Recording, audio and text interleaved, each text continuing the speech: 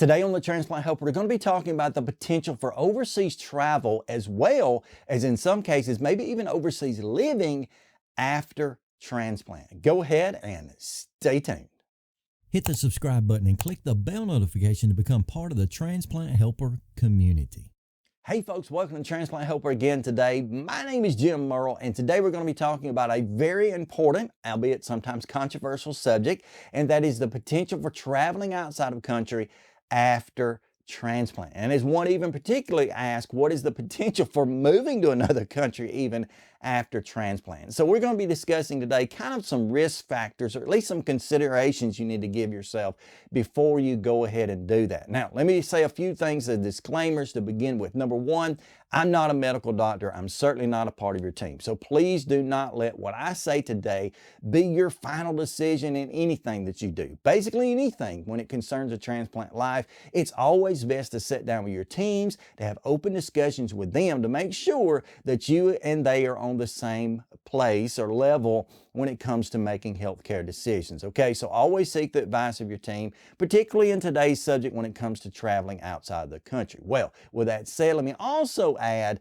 the fact that what I'm about to tell you today doesn't set the stage for any particular person either. You'll notice there are hundreds of people, maybe even thousands of people living the post-transplant life who are traveling outside the country, whether it be going on cruises or just flying to different countries for vacations, that sort of thing. But what their situation is contained in and the success that they have does not always assure you the same success. We're all living on different roads, going down different paths, albeit we're going the same direction, but we're all living on different paths, and you may have a different situation or something in your life that has to be factored in that allows you to go and travel or maybe not go and travel with success as they had. But if you're seeking an answer from someone, can you go? I have to say, for the most part, you can go if you sit down with the team and if you make that decision. But even in spite of that, if you're considering traveling outside the country, overseas, you have to consider these 5 factors, I believe, to make a good decision about doing such. Number one,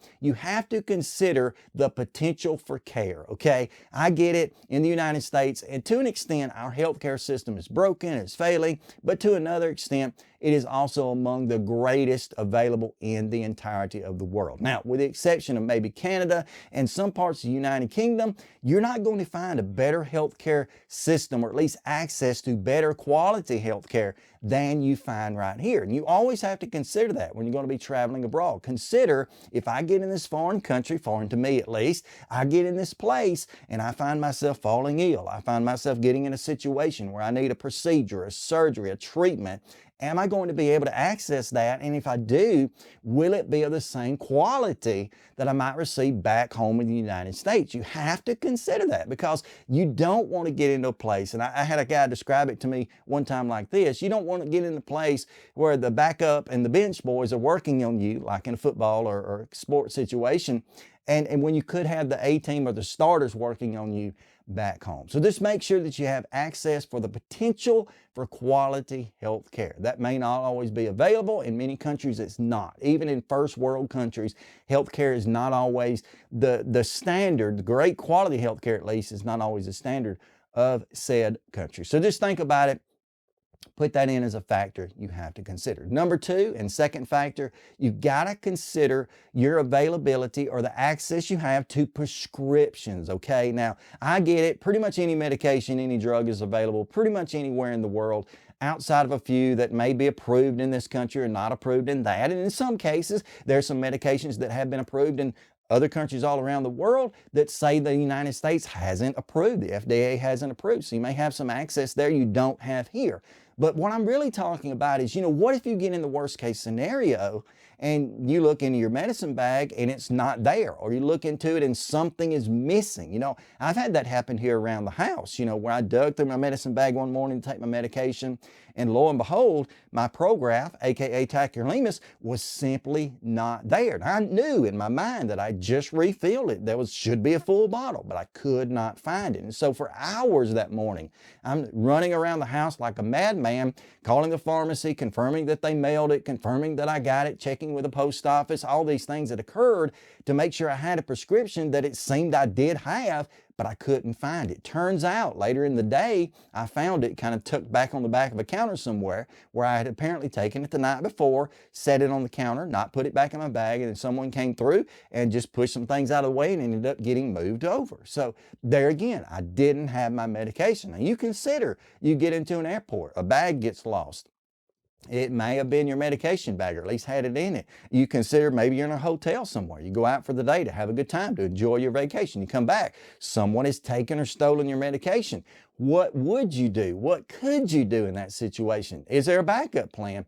It's so important. I've taught on this program over and over and over again the importance of medication management, taking your medication on time, every time, and in the right way. And if you lose that ability because that medication is not in front of you, how are you going to deal with that? You got to consider that before traveling outside of country where you may not have that quick, direct access to it like you would at home. Okay, so think about that. Factor number 3, consider that places, that country, that city, whatever, consider population. Okay, here in the United States, I get it. We have large cities: New York, Chicago, Boston, Los Angeles. Atlanta is the closest to us. You have pretty large cities that contain within them millions upon millions of people, that sort of thing, but probably not to the extent that you would in some other countries that are foreign to us. Take, for example, India. Take, for example, places in the Philippine Islands. Take, pretty much any Far Eastern country. They typically are going to have extremely high populated areas, okay? You may have an area the size of, the state that you live in, which seems rather small, it itself being an entire country, and it itself have billions of people in it. So you may find yourself out on a city street where you're shoulder to shoulder and front to front and back to back with someone just trying to walk down the street. You may not have to deal with that back here, at least not to that extent. And so you have to consider we're immunosuppressed. We have the potential for catching colds and flus and viruses and bugs and such.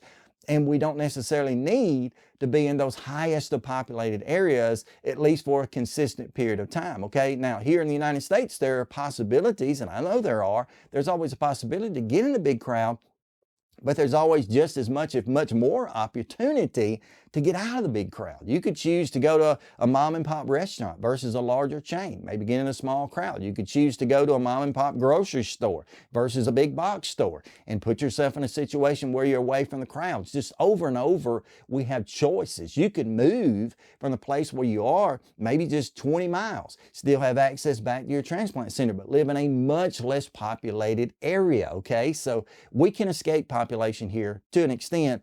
Whereas in a country where you're vacationing or maybe even living now outside of the United States, you may not have access to that. So you have to consider the population. Number 4, you have to consider, especially in some of those countries I just named, like the farther eastern countries, you have to consider pollution, okay? Not saying anything about the people, not saying anything about the culture, but there are just different standards in different places. Maybe the government doesn't put a priority on pollutions like they would here in the United States. Maybe they have much more industry in that area than we do here in the United States. Maybe the weather's a factor. Even like here in California, there are certain times of year when it's hot and dry and the wildfires start up and you've got tons more smoke and pollution coming in than you would on, say, the typical normal day. But again, here in the United States, you can escape that potentially. You can move to a place where it's much less polluted. Maybe if you're on vacation or living in a small confined area, that's just not the case. And there are areas of the world right now where people walk around every single day of their lives wearing products like, say, the VOG mask, and they're doing that to protect themselves from pollution, smog, and dirt and whatever is blowing around, because it's part of their culture and their safety that they have to. If you're a post-transplant patient, you honestly don't need that type of exposure. So consider the pollutions or the potential for it anywhere that you might travel. Number 5, and I think this is extremely important as well, has to be considered. Factor number 5 is payment, okay?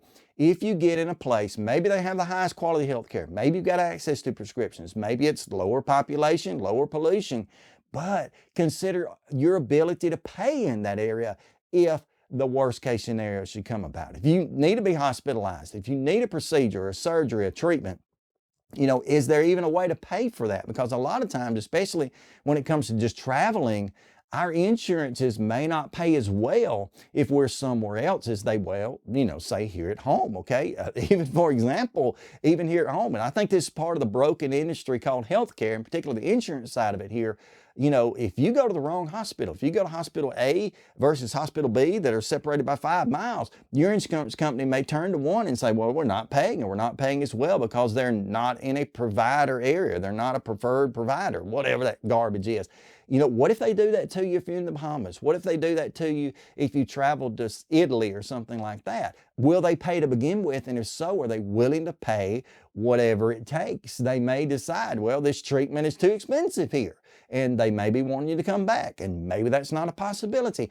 Consider payment, okay? Again, I'm not saying here that we should not travel abroad. If you feel like you can do that, and if your team approves it, go for it. More power to you, as we say in the South. But I think as you do that, you need to consider these 5 factors. Number 1, the potential for care. Number 2, your prescriptions. Number 3, population, pollution, and payment. Can you access those things with the same ability or better than you do here? Thank you so much for joining me today. I know many of you are waiting on a health update as far as my condition post-TAVR, transcatheter aortic valve replacement. In short, I'm doing much better. Today is day 7. It's a week later. I feel wonderful so far. So keep me in your prayers. I'm praying for each of you. I love each of you. Check out some of the videos you see popping up here over on the screen beside me. I think you'll enjoy them. And hey, let's keep on keeping on together. And please, my friends, stay stronger.